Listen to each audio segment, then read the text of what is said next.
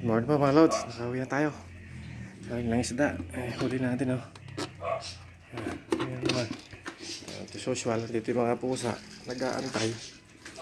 Magkit tayo mga ulam, mga pulutan.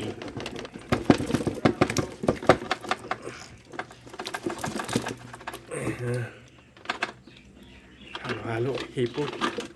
Hipon marami. Hito bulig. Tapos mga hito po yung huli natin. Ayan. Matay na isa. Sobra ng kuryente. Nasa butas kasi. Ilang kiwit naman. Oh. Ang taganan. May malapad naman na isa.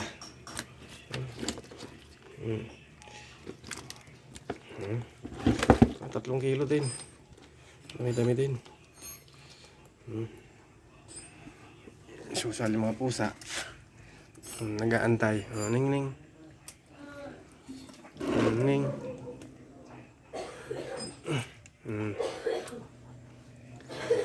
Dito na po. Pagpalang umaga po sa inyong lahat.